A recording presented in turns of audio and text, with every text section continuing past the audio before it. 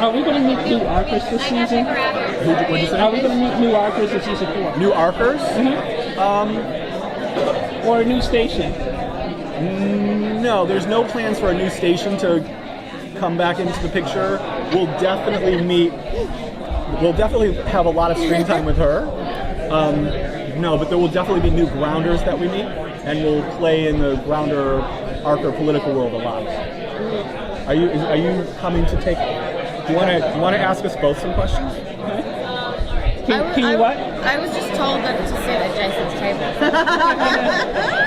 Am I supposed to move you're on? supposed to leave. Okay, look at Cindy. All right. We don't want them to, but they have to take you away. I don't recognize you. Be careful with that one. She's got the really hard question. Oh no! No, not me. I honestly don't even recognize you without all the dirt. I know, dirt and blood and You go to work and get dirtied up. I love it. I love it. It gets you into character so much better. I mean, there's a lot to be said for makeup and hair and blood and dirt and cuts and wounds and costume. It really, like, a lot of people are like, how do you prepare for your role? I'm like, they just cover me in shit. And Get all that off. it takes so long. So long, especially prosthetics, when we have to have prosthetic cuts and wounds, like deep wounds. They hurt to get off, and it'll take you about an hour at the end of the day, and that's at the end of like a 15-hour day in the woods. So it's a really glamorous job what we do. It's really cool. Yeah. So contrary to what Jason said, I'm a crocodile. All right. Up to this season. So can you talk a little bit about Clarke's journey this season, and is he finally over the mountain? Clarke's journey this season, and is she finally over the mountain?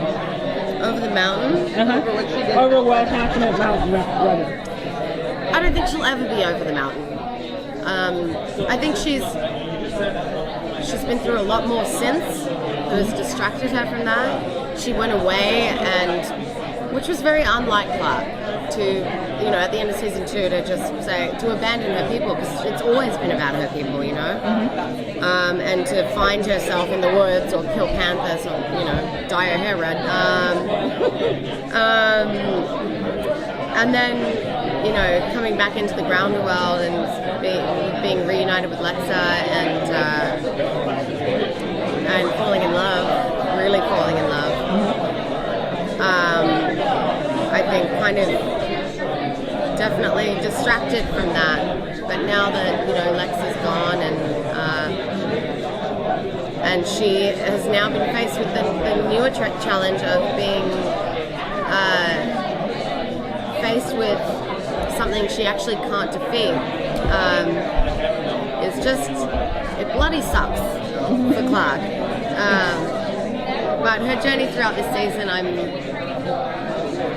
proud of her, but I want her to give herself a break. And what do you think and hope will happen to Clarke in season 4? What do I think? And hope will happen. I hope that she doesn't take everything upon herself for once. I hope that she can let her friends do what they do best and maybe not relax, because there's no way of relaxing, but just share the responsibility as opposed to feeling like it's all hers, because if you push something down long enough it turns into a goddamn tumor. So I think it's not to, you know what I mean. I just think that it's time for her to let her friends help her.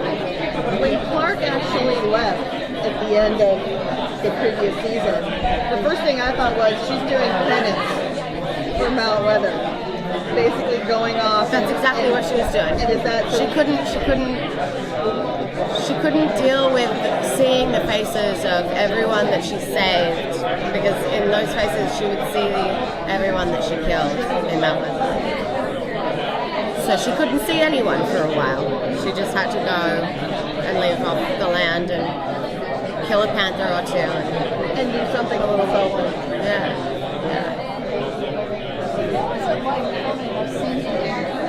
Amazing. Amazing. crazy. We're so used to it now that it doesn't even seem like a thing. But I look back on photos on my phone of the pilot, like season 1, and I can see it through the eyes of me 3 years ago, of just like, oh my god, that's my office window. This amazing forest, these beautiful lakes, and it's nice to look back on those photos and remind myself that I get to fucking do that every day. Like, how amazing for me.